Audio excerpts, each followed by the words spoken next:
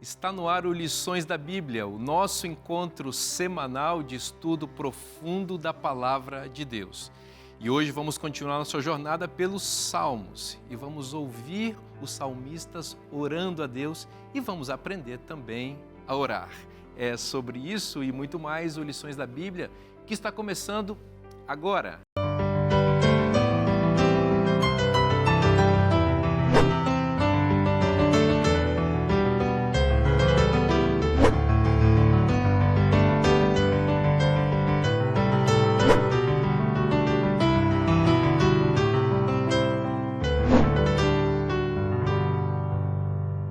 Este é o Lições da Bíblia, o nosso encontro semanal de estudo profundo da Palavra de Deus. E olha que está profundo mesmo, viu, esse estudo aqui, afinal de contas, né? Não podia ser diferente, estamos falando sobre o livro dos Salmos, que apresentam a Deus e também os salmistas e os seus sentimentos, as expressões de louvor, de gratidão e até mesmo de angústia, de sofrimento, de dor, registradas nesse livro, que nos apresentam um relacionamento entre Deus e a humanidade.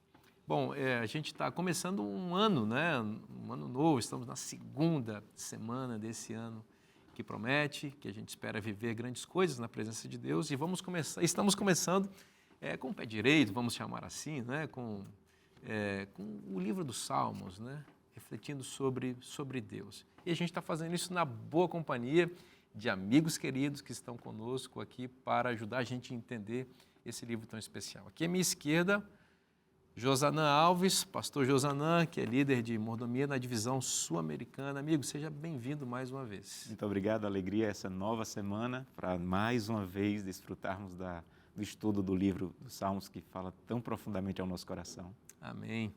Felipe Mazotti, professor de teologia na Faculdade Adventista do Paraná.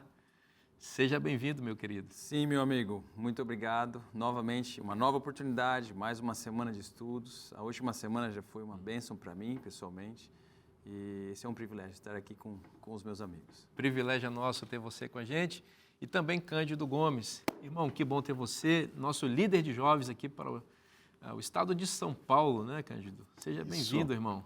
Alegria, Vinícius, estar aqui. E eu, no último programa aqui, estava pensando, né? Privilégio, primeiro, a gente estudar a Bíblia e fazer isso ao lado de pessoas que a gente gosta e admira. Você, um cara extraordinário, que é meu amigo pessoal, pastor Josanã, que eu conheço e ouço sermões e admiro também bastante. Felipe, estudamos juntos. Um dos melhores alunos que o seminário de teologia já viu aqui no NASP, viu? É verdade. A mesma coisa é ele. Não. Que privilégio a gente estar aqui e com certeza esse estudo de hoje vai ser uma bênção também. Que legal, meu querido. Que bom ter vocês aqui. Como você disse, estudar a Bíblia entre amigos é melhor ainda. E os nossos amigos que estão em casa também são os nossos queridos amigos que a cada semana nos recebem. Cândido, vou pedir para você fazer uma oração para a gente começar o nosso estudo. Vamos orar. Querido Deus, obrigado pela liberdade que nós temos de estudar a Tua Palavra.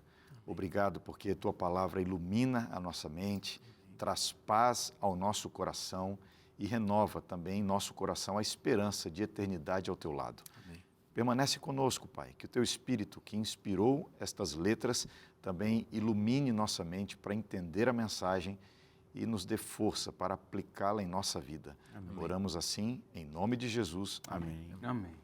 Eu muitas vezes poderia enumerar aqui muitas vezes em que a Bíblia talvez tenha ficado marcada com as lágrimas que eu derramei expressando as palavras de um salmo num momento de dúvida, num momento de incerteza, de angústia, não é? Em que das profundezas, como diz o Salmo 130, eu buscava alguma coisa. Às vezes do lodo, como diz o Salmo 40, Deus vem nos resgatar. Às vezes pedindo para Deus nos circundar como as montanhas circundam Jerusalém, né? Como diz um outro salmo, né? Enfim, a gente poderia ficar aqui falando de muitos salmos, sem falar do mais clássico de todos, né? O Senhor é meu pastor e nada me faltará. Quem nunca se sentiu uma ovelhinha pastoreada por Cristo, nos pastos verdejantes, às vezes passando também pelo vale da sombra e da morte, ou sentado à mesa, farta, abundante de Deus. Enfim, Felipe, os salmos são orações, né? A gente, às vezes, pensa no salmo muito como poesia apenas e esquece dessa faceta tão tão importante para a vida espiritual. Os salmos nos ajudam a orar, né? Exatamente. Essa semana a gente tem o privilégio de entender esse lado do livro de Salmos, né? E esse chamado, em realidade, que diversos salmos, se não o livro inteiro, nos faz a orar de acordo com as palavras que o Senhor, através desses autores, dispõe para nós. E é um privilégio, de fato. Se a gente vai para o Novo Testamento, a gente percebe que essas palavras eram corriqueiramente ou usualmente utilizadas não só por Jesus, mas pelos apóstolos e vários dos personagens ou pessoas, homens e mulheres, que nós vemos descritos ali. Mesmo Paulo, em vários momentos, ao falar sobre como a gente deveria orar e como a gente deveria se portar ou mesmo se expressar em relação a Deus, utiliza os salmos como padrão para isso. Lá no livro de Colossenses, no capítulo 3, verso 16, ele fala exatamente isso, que a palavra de Cristo habite ricamente em vocês. Instruam e aconselhem-se mutualmente em toda a sabedoria, louvando a Deus com salmos, hinos e cânticos espirituais com gratidão no coração. Né? Então, você veja que Paulo está dizendo para a gente meditar, né, nessas palavras e utilizá-las de uma maneira usual, corriqueira, utilizar no dia a dia. O nosso guia de estudo nos deu um privilégio muito grande de ver como isso ocorre na prática, né? E como a vida do adorador não é em nenhum momento tolhida, não é em nenhum momento cortada, não há censura no livro de Salmos. Oh, interessante. E isso aqui é interessante. Parece que o livro não promove uma censura de estilo de oração. Na verdade, há muitos tipos de oração possíveis. Você vê oração de gente alegre, oração de gente triste, oração de gente jubilante, oração de gente que está saindo de casa, né, em direção à guerra, quem está voltando da guerra, quem está indo para Jerusalém, voltando de Jerusalém, subindo as escadas do templo. Então, são músicas que falam de diversos estados emocionais dos adoradores. E em todas elas você vê Deus não rechaçando o seu povo. Né? O Salmo 44, por exemplo, no verso 23, você tem, para mim, esse verso descrevendo de uma maneira profunda o clamor de alguém que, em meio a um intenso sofrimento, clama para que Deus desperte. Veja, desperta, porque dorme, Senhor. Desperta, não nos rejeites para sempre. Veja que, às vezes, a gente até tem medo de orar desse jeito. Né? Como que você vai falar isso para Deus? Né? Desperta, desperta. Eu tenho muita dificuldade de me concentrar na oração. Minha mente fica a mil. Então, eu fico tentando puxar a mente de volta ali para a conversa com Deus. Daqui a pouco eu estou distante. Até que um pastor muito querido, muito experiente, me disse assim, por que você não ora igual aos salmistas? Mas como é que eles oravam? Ele me disse assim, eles escreviam a oração. E aí eu trouxe para mostrar para vocês aqui acho que eu tenho uns 8 cadernos já. E só tem 2 coisas aqui que são iguais. Eu começo dizendo, bom dia, Senhor, e termino colocando o nome da minha esposa e dos meus 2 filhos. O restante, cada dia é uma história, cada dia é uma coisa, cada dia... Existe um mito, né, de que não posso orar em voz alta, o inimigo pode ver, não posso escrever. Não, os salmos são orações escritas. Exato. E essa maneira, como que prende a minha mente. Quando você escreve, você se concentra mais naquilo. E aqui eu abro o coração a Deus, aqui eu choro, aqui eu converso com Ele. E tem sido um marco na minha vida de oração, escrever as orações e aprendi isso com os salmos. Poxa, que Interessante. dica interessante, Sim. né? Como eu disse, a gente tem nessa mesa aqui escritores, né? Todos aqui são escritores, né? O Josanã tem livros também escritos, eu me lembro de ter lido seus livros, né? Como editor, mas também abençoado por eles. E nesses livros a gente percebe esse relacionamento com Deus que se expressa também por meio da oração, né? Mas muito legal essa dica, muito legal. Posso falar uma também, Claro. o Vinícius? Enquanto o Josanã estava mencionando o seu caderno de oração, rapaz, todo mundo aqui é pastor, né? Mas eu tenho dificuldade de passar muito tempo em oração. A gente é pastor e nossa vida está cercada de coisas da igreja, são temas espirituais, é o sermão que você está escrevendo, é uma decisão que você tem que tomar, é uma pessoa que você está atendendo. Eu acho que, para mim, eu tento aplicar, transformar problemas, tarefas e tal, em oração.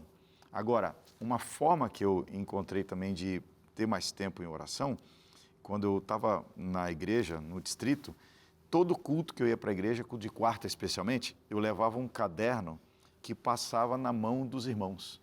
Então, eles escreviam seus pedidos e quando eu chegava em casa, ou no outro dia, enfim, eu gastava tempo lendo cada um, Apresentando a Deus. apresentando a Deus cada uma daquelas questões. E o que eu não conseguia passar, às vezes, 10 minutos orando, eu passava 1 hora. Assim, porque eu estava apresentando a Deus, etc. E hoje, apertando o F5, no Instagram, quase todo dia eu coloco: hoje vou orar por pessoas que estão com medo. E, rapaz, a gente recebe os nomes, as histórias, e eu reservo um tempo para orar e apresentar a Deus aquelas pessoas também. A gente tem que encontrar formas, Claro. e os salmos também nos apresentam Eu caminhos acho que você aqui. traz uma dimensão assim que é muito importante, que é a oração também não é só individualismo, né? Aliás, a oração não é individualismo.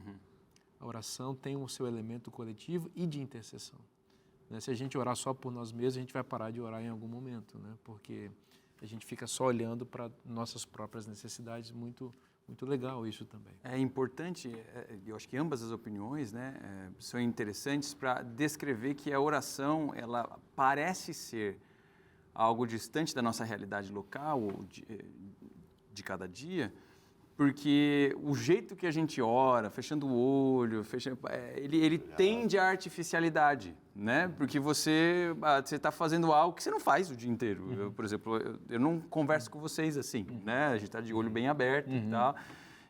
Mas é importante a gente entender que esses modos de oração que nós temos e que a Bíblia fala da mão levantada, né? A Bíblia fala de oração de alguém prostrado, jogado no chão, a Bíblia fala do orar sem cessar, como Paulo menciona.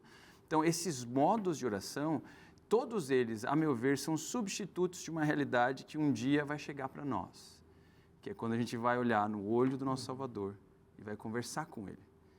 Então, haverá um dia em que a nossa oração será de olho aberto, cara a cara com o Senhor.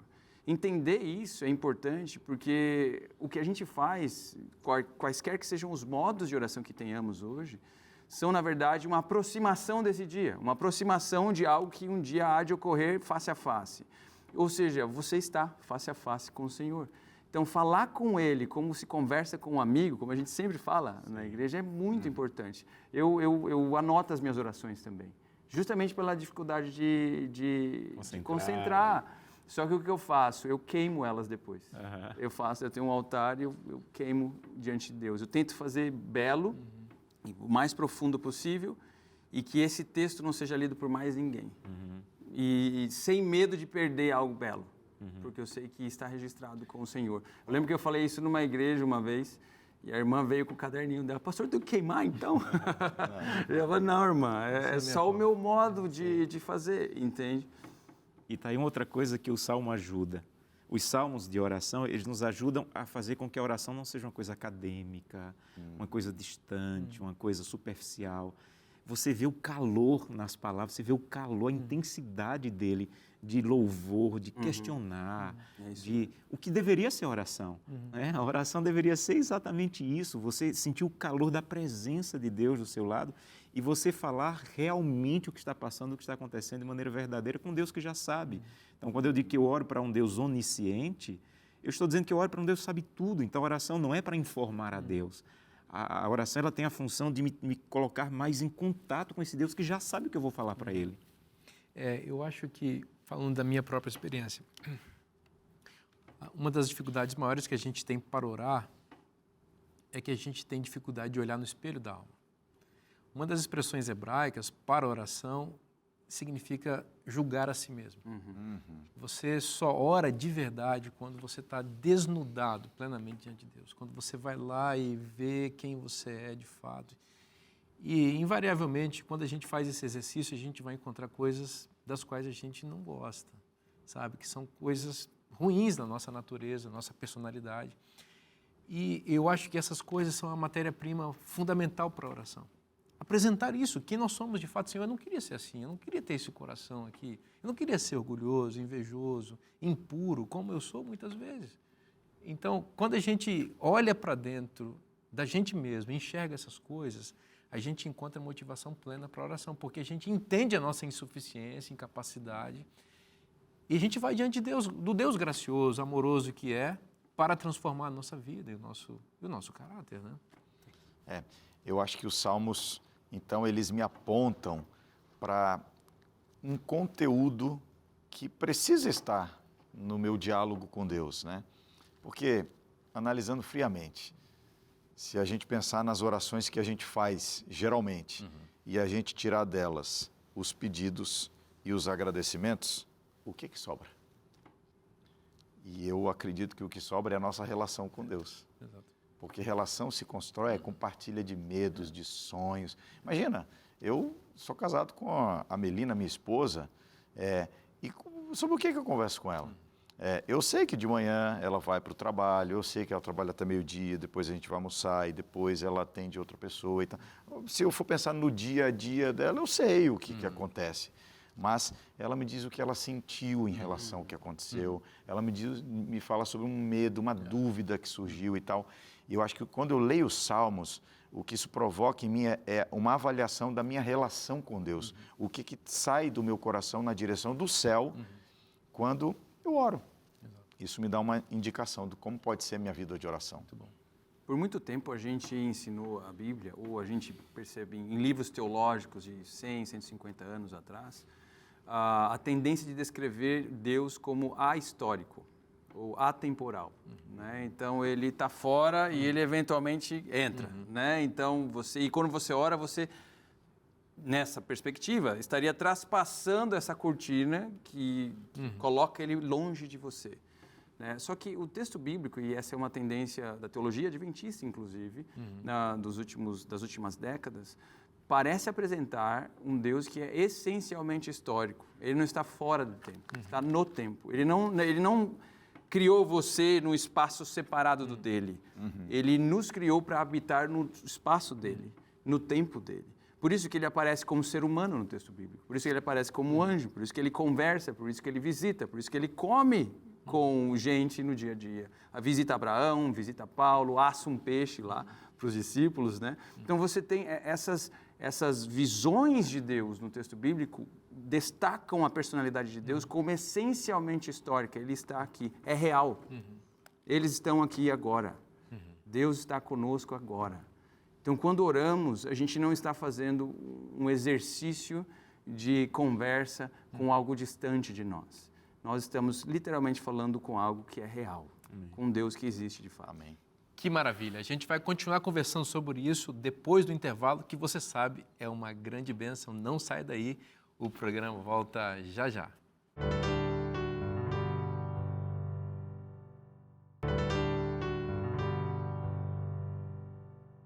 Estamos de volta para o segundo bloco do programa Lições da Bíblia e vamos continuar estudando a Palavra de Deus. Falando em Palavra de Deus, eu quero apresentar para você um guia de estudo muito especial que a Novo Tempo está lançando para ajudar você a entender uma coisa muito importante, as origens de tudo. A Bíblia tem mensagem, aliás, ela inicia a sua mensagem falando sobre Deus como nosso Criador. Os dinossauros realmente existiram? Como eles foram extintos? Chegou o novo guia de estudo A Origem de Tudo, que desvenda o início do universo e da vida. Peça em novotempo.com/escola bíblica ou pelo WhatsApp 12 98244 4449. O segredo do universo está em suas mãos. Escola Bíblica, formando alunos através da Bíblia. E é por isso que eu quero apresentar a você este guia de estudos, esse material que você sabe, como oferecimento dos Anjos da Esperança, chega gratuitamente na sua casa e você pode pedir e você vai ser abençoado com essa revista. Bom, o que você vai encontrar aqui? Você vai encontrar um autor muito especial, que é o pastor Michelson Borges. Ele escreve sobre esse assunto há muito tempo, ele é um palestrante bastante requisitado sobre esse assunto e outros também. Ele fala aqui sobre a origem do universo, vai usar a Bíblia como base, mas também vai trazer a ciência e vai fazer esse diálogo que é muito importante entre a Bíblia e a ciência, a origem da vida. Temos aqui também a origem do ser humano, vai falar sobre os dinossauros, olha que coisa interessante, eles existiram? Então o Michelson vai trabalhar um pouquinho sobre isso também, a origem da ciência e outras coisas mais. Esse é um material realmente imperdível que eu quero que você tenha. Você sabe como é que faz para receber, é só você mandar um WhatsApp para esse número aí que está aparecendo na sua tela, 8244 4449, operadora 12, né? Você pode fazer o contato com a gente vai enviar para você esse material sem custo nenhum. Pastor Vinícius, eu já tenho essa revista, eu acho ela maravilhosa, então você talvez não tenha essa revista aqui, Deus Me Ouve. Está falando sobre oração, é o tema da lição dessa semana, e você pode também receber um conteúdo adicional, gratuito também, pelo mesmo WhatsApp, a gente envia para você esse material. Tem mais, pastor Vinícius? Tem mais aqui no Novo Tempo. Quero saber sobre profecias de Daniel, também é um conteúdo muito especial, uma revista maravilhosa para falar sobre o conteúdo profético, você que se interessa por esse assunto. Tá certo? É a Novo Tempo oferecendo para você uma gama de recursos, de materiais para você estudar a Bíblia e conhecer mais sobre Jesus. Pastor Josanã, vamos continuar conversando aqui e vamos agora voltar a nossa atenção para o Salmo 44. Eu acho que tem insights preciosos aí que você separou algum deles para nós. É impressionante a quantidade de salmos em que as pessoas estão falando de alguma crise que estão vivendo, né? Eles falam sobre sendo atacados por inimigos, enfrentando uma doença, né? Sobre medo, sobre perigos de vida. E o Salmo 44 é um desses salmos. Ele tem algumas coisas que me chamam a atenção. A primeira é que ele nos ensina que quando estamos em sofrimento, precisamos contar isso para Deus, devemos contar isso para Deus. Por exemplo, no verso 1, quando ele diz assim, ouvimos, ó Deus, com os nossos próprios ouvidos, nossos pais nos têm contado o que outrora fizestes em seus dias. Então ele disse assim, olha, eles confiaram e eu vou continuar confiando. Então, essa lembrança do que aconteceu no passado vai me dar força para o futuro. Há um autor chamado Raymond Edman que ele diz assim, não duvide na escuridão do que Deus lhe mostrou quando você estava na luz. Não duvide na escuridão do que Deus lhe mostrou quando você estava na luz. Um outro ponto que me chama a atenção é o verso 6 e 7, quando ele diz assim, Senhor, eu não confio no meu arco, Senhor, eu não confio na minha espada, é o Senhor que me salva dos inimigos. Ele está sendo franco, o Santo Deus não é o que eu tenho na conta do banco, não é a minha formação acadêmica, isso não vai me ajudar na situação que eu estou vivendo.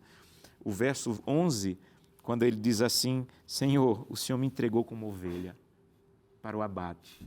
Isso aqui é impressionante nas orações do Salmo, a completa sinceridade diante de Deus. Mas ele termina com um tom positivo, quando ele diz no verso 26, Senhor, levanta-te e socorre-me, resgata-me, não porque eu mereço, não porque eu sou fiel, mas resgata-me por amor à tua benignidade.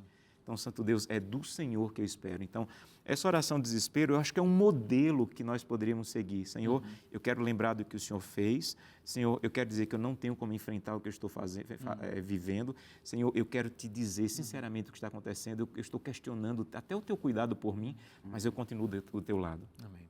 Amém. Jesus não ficou de fora dessa lista de pessoas que usaram os salmos como modelo para a oração. Que coisa interessante, impressionante saber que o próprio Cristo, aquele que recebe as orações de alguma forma, como segunda pessoa da divindade, também em sua encarnação, recorreu a esse livro sagrado, Felipe. É fantástico, é fantástico. Como o Josanã mencionou agora e como nós vemos no texto bíblico, nós percebemos que os autores e personagens, e homens e mulheres que estão descritos na palavra de Deus, recorriam corriqueiramente, usualmente, aos salmos para isso. E como você bem menciona, Jesus faz isso também. O nosso guia de estudos nos levou a ler o Salmo 22 e algumas semanas à frente a gente vai trabalhar um pouquinho mais esse salmo, mas o que é interessante de perceber aqui agora é que no Salmo 22 também fala de uma profunda luta com angústia e com dificuldades locais, que no caso aqui Davi estava tendo, e ele, lidando com problemas de guerra e tal, estava tendo que lidar em direção a Deus, né? E no verso 1, no capítulo 22, você vê ele clamando, Deus meu, por que me desamparaste? Porque se acham longe de minha salvação as palavras do meu bramido. Veja o texto, né? As palavras, ele está falando do gemido mesmo dele, do bramido. O bramido, nesse caso, em hebraico, aqui está descrevendo o barulho mesmo da oração, que não pode ser transmutado ou colocado em palavras, né? Então, olha o meu gemido, Senhor. Gemidos inexprimíveis. Eu estou chorando aqui, olha a minha situação, eu estou gritando. Deus ouve e entende essas coisas. Né? Exatamente, isso aqui é interessante, porque Cristo, ao utilizar o Salmo, e a gente vai ver isso à frente, ele de fato está cumprindo a profecia expressa no Salmo. Né? Então, o Salmo tem um caráter messiânico, descrevendo o que iria ocorrer com Cristo. Mas não somente isso, Jesus está seguindo o padrão do Salmo, está orando o Salmo. Ou seja, o gemido e a oração dele é utilizada como material para uma canção. Isso aqui é fenomenal na minha perspectiva. Eles cantavam o sofrimento deles. Eles colocavam diante de Deus a luta interior como uma canção. Eu posso ser tão genuíno com Deus, que eu posso dizer exatamente o que eu consigo dizer, o que eu estou sentindo, e até os meus gemidos eu posso falar para ele. E ele vai entender. Ele vai entender o barulho que advém do meu sofrimento. Coisas que eu não falaria ou não expressaria em outras pessoas. Um estado mental que eu não mostraria para a maioria das pessoas. Eles tomariam isso como um indício de que eu não estou de posse da minha mente, que eu não sou alguém que deveria estar pregando, mas para Deus você pode. Você pode mostrar, inclusive, os gemidos. O gemido do choro, quando em um quarto escuro a gente se derrama diante de Deus. O gemido de ver um filho ou uma filha fazendo algo que você sabe que vai afastar ele ou ela dos caminhos do Senhor. O gemido da perda de um ente querido. O gemido de alguém que viu seu filho morrer em tenra idade e que ninguém tem uma resposta para isso. Você percebe que o texto não tenta responder, não tenta dizer por que a coisa aconteceu. Ele está só derramando diante de Deus aquilo. E as lamentações, os salmos de lamentações é a maior parte dos salmos. A maior parte dos salmos são salmos de clamor e lamentação. Então, podemos fazer isso a Deus, podemos clamar. É total abertura, transparência. Parece que o céu, ele dá valor à transparência, autenticidade, né? Ser o que se fala, falar o que se faz. Afinal de contas, amigos, nós vivemos num mundo sofredor, né? E todos nós, por experiência própria, sabemos o que é o sofrimento. Conhecemos as nuances diferentes da dor e do sofrimento e, lamentavelmente, há uma intensificação do sofrimento no mundo à medida que a iniquidade vai se alastrando e que o amor vai se esfriando. Então, nós estamos vivendo em um mundo cheio de guerras, a gente enxerga as pessoas próximas a nós sofrendo. Nós somos visitados pela dor, muitas vezes. E os salmos estão aí, como você disse, em sua maioria, expressando momentos de dor e sofrimento para nos dar matéria-prima para falar com Deus. Para a gente saber o que falar com Deus quando nós estamos sofrendo. Veja bem, Jesus, ele estava cantando um salmo de sofrimento. Mas veja o contraste do vizinho de cruz que ele tinha ali. O mau ladrão, né? Ele estava praguejando, estava blasfemando. São posturas diferentes diante de uma mesma situação. Né? Os dois estavam morrendo na cruz. Um estava praguejando, um estava selando quem sabe, sua vida de perdição. Mas Cristo estava cantando um salmo, mesmo que esse salmo seja de sofrimento. Eu acho interessante até isso que o Felipe colocou, sobre cantar o lamento ou cantar suas dores. Eu lembro daquele salmo onde o povo de Deus, ou o salmista diz sobre a sua impossibilidade de cantar. Eles pedem que a gente cante canções da nossa 137. Terra, mas a gente não pode cantar. Como é que eu vou cantar em terra estranha? Você vê, se canta a impossibilidade de cantar. É interessante. Mas eu penso, ainda conectando com o que o Felipe mencionou, sobre Jesus cantando esse salmo, que é também uma oração, eu fico pensando que o exemplo de Jesus, não apenas tomando como base os salmos, mas a sua vida de oração, talvez seja, na minha visão, a razão pela qual nós oramos. Eu oro porque Jesus orou. Eu oro e convivo muitas vezes com orações não respondidas, não atendidas, pelo menos na minha perspectiva, no meu tempo e tal, porque eu olho para Jesus e vejo que ele sentiu a mesma coisa. Lá no Getsemane, ele falou com Deus, se for possível, afasta esse cálice. E não foi atendida essa oração. Jesus orou, talvez a maior oração registrada dele, pedindo unidade da igreja. E tudo que a gente vê é algo diferente disso. O mundo cristão, quantas denominações, quantas visões e tal. Agora, por que eu oro? Porque Jesus orou. Porque a oração faz ou permite que Deus inclua na minha jornada mesmo as coisas, mesmo as cruzes, Deus transforma em instrumentos de salvação, de crescimento.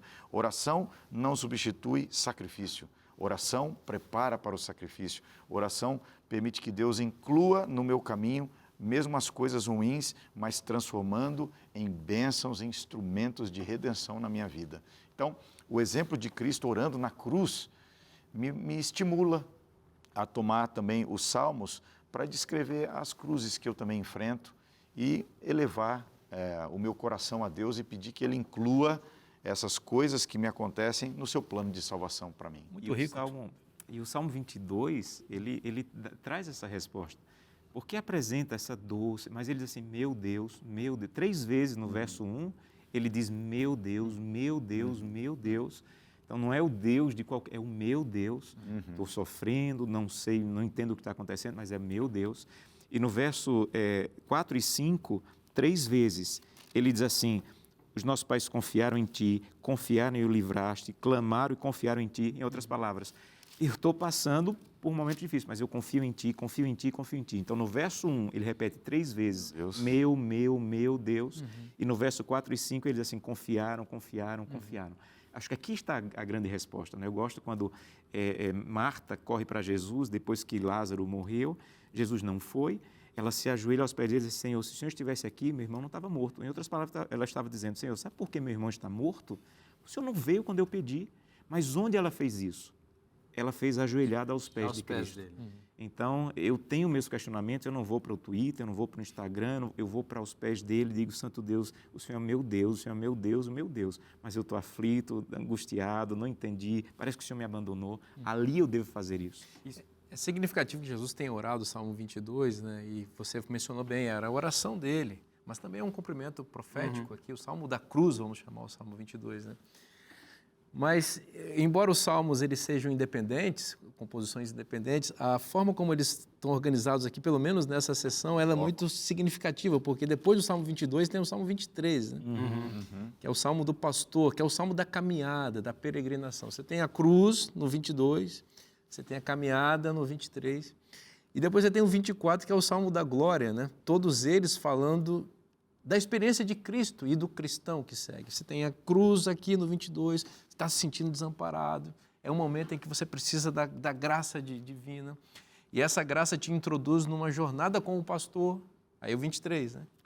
E essa jornada vai desembocar no Rei da Glória, que abre os portais para te receber no céu. É claro que essas coisas não foram, eu digo de novo, não foram compostas, pelo menos acredito, assim, mas essa proximidade permite essa compreensão. Sim, a organização do texto, de fato, é também significado, né? Então, a gente também tem significado na organização do texto.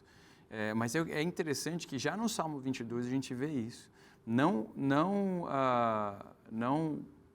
de qualquer jeito, ou em muitas ocasiões, você vê salmos de lamento se tornando salmos de louvor. Então, assim, na verdade, até tem alguns teóricos que dizem que o salmo de lamento puro é tão raro que quase que não dá para ser um gênero literário. Você tem o lamento e ele transforma em louvor logo na sequência, entende? Então, ele começa lamentando, mas em um determinado momento ele fala do louvor a Deus em meio ao lamento dele, né? E esse louvor a Deus é por coisas que ele não consegue ver. Você vê isso, inclusive, em histórias de patriarcas, como o próprio livro de Jó. Ele lamenta o tempo inteiro, aliás, mas em determinados momentos ele termina dizendo, olha, mas eu confio, eu vou esperar por ele. Né? O próprio livro de Abacuque faz a mesma coisa, lamento, termina com louvor. Então, a conexão íntima entre lamento e louvor não é algo que nós geralmente pensamos, né? A gente acha que o louvor é algo que você faz quando você está feliz e lamento é algo que você faz quando você está triste. Mas o texto bíblico traz ambas as coisas juntas. Você tem como louvar a Deus em meio à tristeza. É possível louvar a Deus em meio à tristeza e é possível que a sua abertura total a Ele seja em si um louvor. porque você está permitindo que ele de fato entre na sua vida, quem sabe de uma maneira como em nenhum outro momento da sua vida, do jeito que você é. Do jeitinho que você está mostrando para ele. E se você me permite, Felipe, é possível sair do lamento para o louvor e terminar como o Salmo 22 termina dizendo assim, eu vou dizer à geração vindoura o que o Senhor fez em mim. Então, o Salmo ele termina de uma maneira missionária. Olha, eu quero que as pessoas percebam, eu estava desesperado, confiei no Senhor e eu quero anunciar para elas que Deus agiu na minha vida, eu quero que elas vejam isso em mim. Então, não é uma coisa particular, agora eu quero externar isso, contando para os outros que Deus é real para mim. Ou seja, eu louvo a Ele com as minhas lágrimas, eu louvo a Ele com minha vida, eu louvo a Ele com a minha história, eu louvo a Ele com tudo que eu tenho. Que coisa linda, que coisa linda. Que bênção poder estudar a palavra de Deus. A gente vai fazer um intervalo bem rapidinho para você curtir essa coisa maravilhosa que é o show do intervalo da Novo Tempo. E a gente volta já já. Um abraço.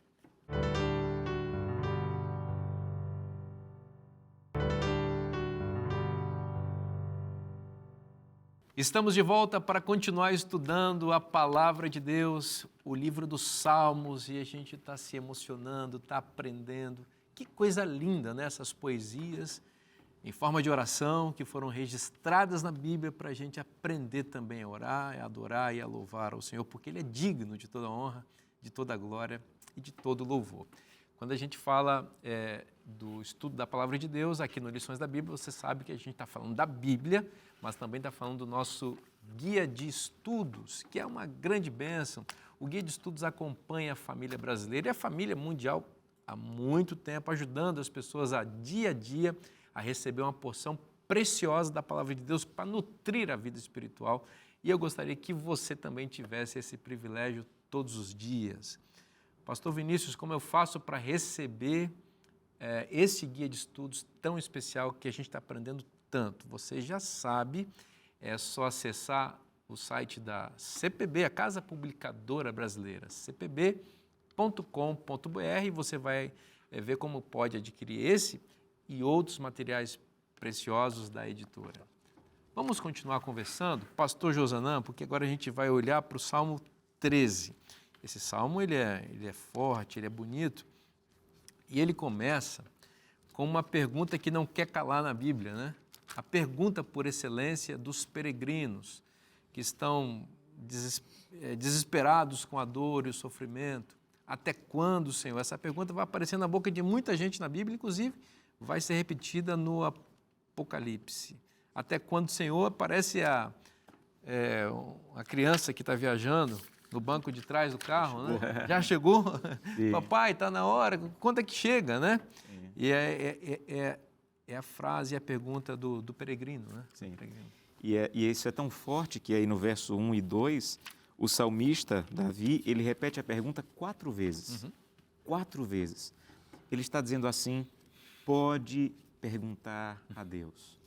Você está perguntando, Senhor, até quando vou ter que novamente acordar para procurar emprego? Há pessoas que estão nos assistindo agora e estão fazendo essa pergunta, Senhor, até quando eu vou ter que lutar com essa doença? Senhor, até quando eu vou ter que enfrentar a crise no meu casamento? Senhor, até quando eu vou enfrentar o que eu estou vivendo aqui em família? Então, não tenha medo de apresentar isso a Deus, você não está sozinho, Davi vai lhe acompanhar, Davi fez essas perguntas. Mas tem uma coisa que me chama a atenção nesse salmo. Primeiro, ele diz assim, Senhor, o Senhor se esqueceu de mim? O Senhor se esqueceu de mim? É uma pergunta retórica, ele já sabia a resposta, mas ele perguntou isso a Deus, ele estava sentindo isso. Mas tem uma pergunta mais dura, ainda no verso 1, que ele diz assim, o Senhor escondeu de mim o seu rosto. Isso não é esquecer, isso é rejeição. Ele estava dizendo, Senhor, olha, não é só o Senhor se esquecer, porque quando o Senhor lembrar, o Senhor vai fazer alguma coisa, mas o que eu estou percebendo, o que eu estou sentindo, é que o Senhor me rejeitou. E sabe o que Deus fez? Aceitou essa oração e fez questão que ele estivesse no livro sagrado. Não é? Mas enquanto Davi ele está questionando, ao mesmo tempo ele está recebendo respostas. O Felipe falou isso numa lição anterior, numa semana anterior. Enquanto você está orando ali, apresentando, você também está recebendo respostas. E ele recebe essa resposta no verso 5. Ele diz assim, olha, está difícil, até quando? Mas no tocante a mim, confio na tua graça. Essa palavra, algumas versões da Bíblia traduzem como amor inabalável. Não é simplesmente um carinho. Eu não confio no teu carinho por mim. é a palavra para a aliança que Deus tem com o seu povo.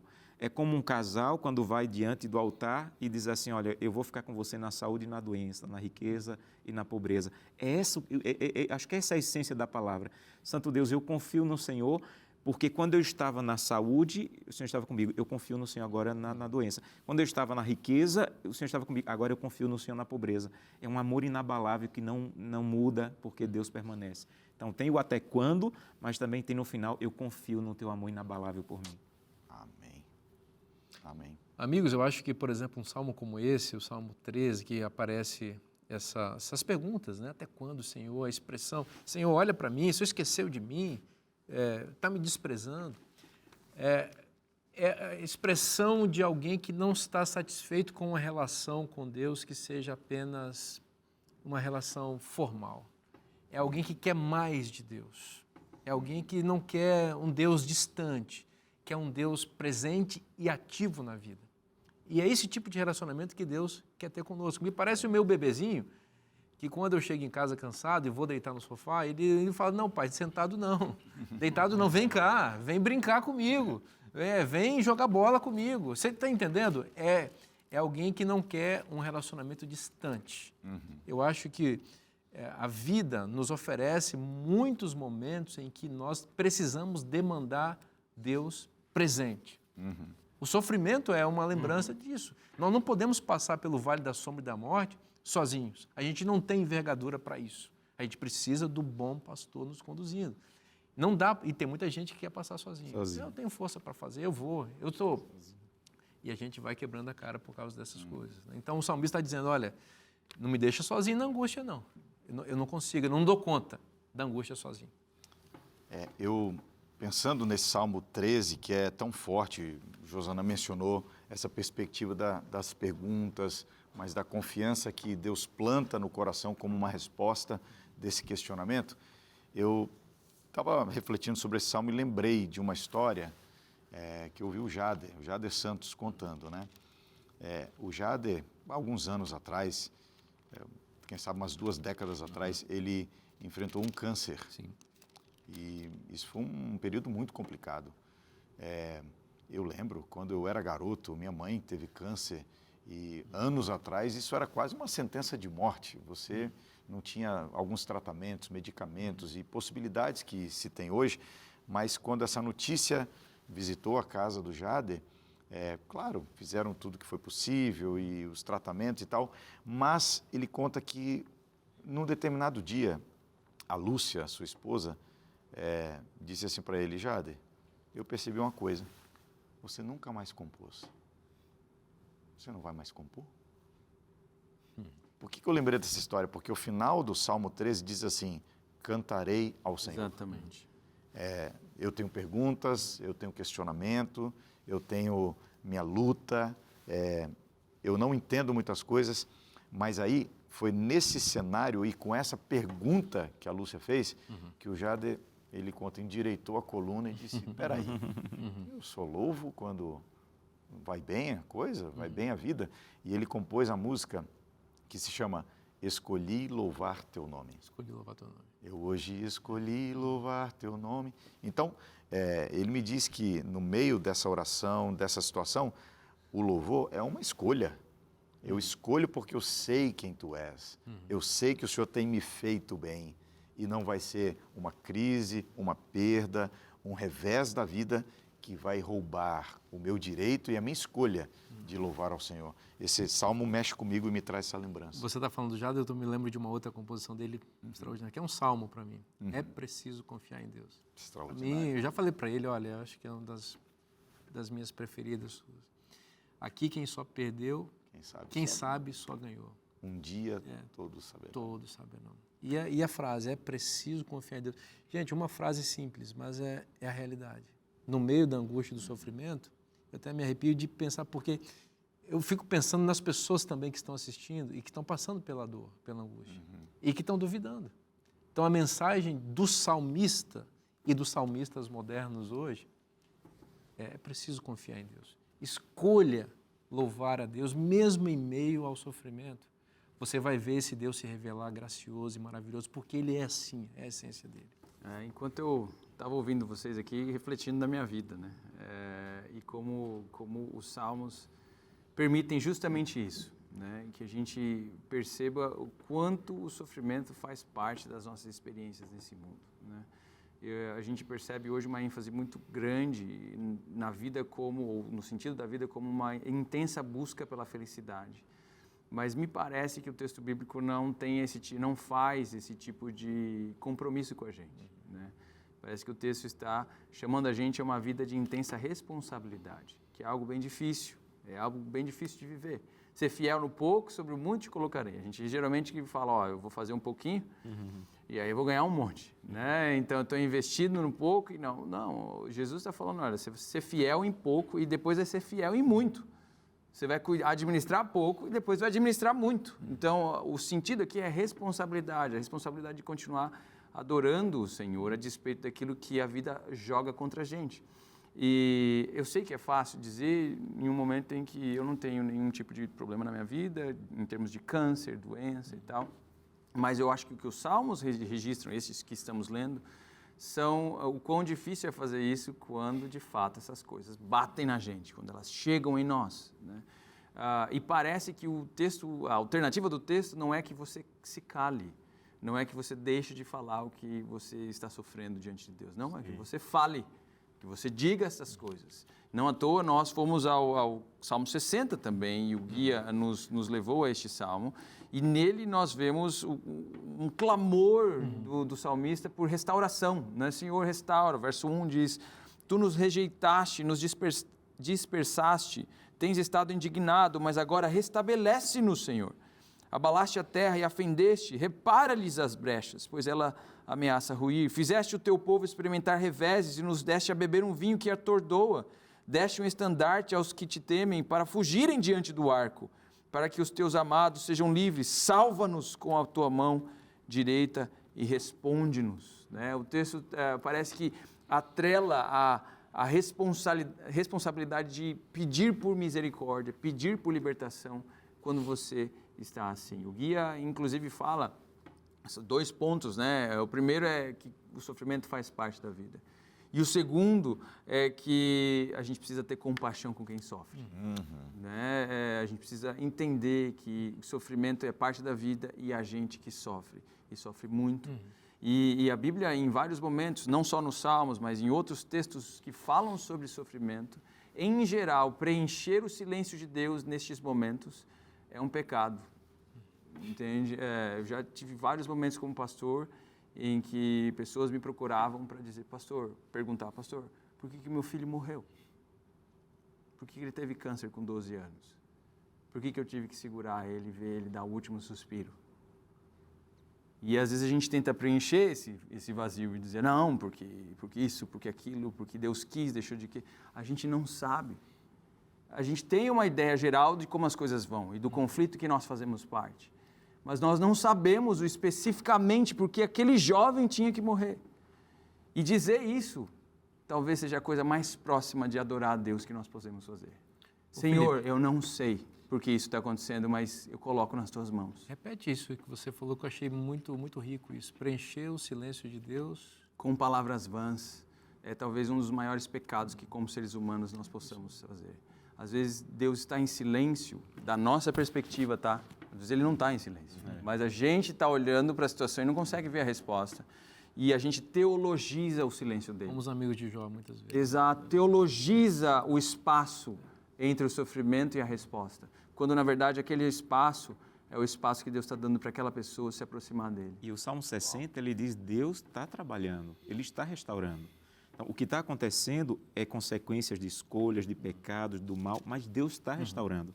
Eu gosto de uma história que eu li de 2 rabinos que estavam indo para Jerusalém, estavam chegando aí nas montanhas, subindo para Jerusalém, e viram uma raposa correndo ali pelas montanhas. E um começou a chorar copiosamente, o outro começou a sorrir. E ele perguntou, mas por que você está chorando? O que sorriu perguntou, por que você está chorando? Ele disse assim, porque eu lembrei de um texto, Lamentações 5,18, que diz, as montanhas de Sião estão desoladas e por isso as raposas andam nela. E eu estou chorando por isso, porque as montanhas estão desoladas, está se cumprindo a maldição de Deus. E você, por que você está rindo? Ele disse, eu lembrei do mesmo verso. Mas Se Deus cumpriu tão à risca a sua maldição, Ele vai cumprir as suas bênçãos, porque Deus está mais propenso a abençoar do que a amaldiçoar. Então Deus vai nos restaurar. Então, se Ele foi capaz de cumprir ao pé da letra, da gente ver uma raposa andando por onde Jeremias disse que ela andaria, Deus vai cumprir também a promessa de nos restaurar, de nos erguer. Então o texto está dizendo, descanse, Deus está trabalhando. Deus está em silêncio em algum momento, não preenche o silêncio dele, mas Deus não está parado. Ele está trabalhando, está restaurando, porque Deus é mais propenso a restaurar do que a ameaçar. E veja, esse é um ponto importantíssimo, porque em momentos como esse, talvez a gente se aproxime mais de Deus. Perfeito. E de como ele se sentiu, por exemplo, quando o filho dele morreu. Quando ele teve que tomar decisões duras em favor da humanidade. Parece que é por isso que Paulo fala de ser co-participante dos sofrimentos de Cristo. É porque talvez nesses momentos, um pouco desse sofrimento divino Te entenda melhor. chega um pouco mais próximo de nós.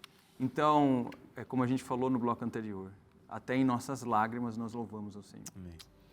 O Senhor está em seu santo templo, cale-se diante dele toda a terra. Um outro poeta, profeta, disse Abacuque, né? Deus está trabalhando, então a gente pode silenciar, porque Ele age e nós podemos descansar na ação dele. Então confie no Senhor, aprenda a confiar nele, a descansar mesmo em meio à dor e ao sofrimento. Esta promessa, essas bênçãos estão na Bíblia. Se estão na Bíblia, é bom para você. Eu te espero na próxima semana, que Deus te abençoe muito. Um forte abraço e até lá.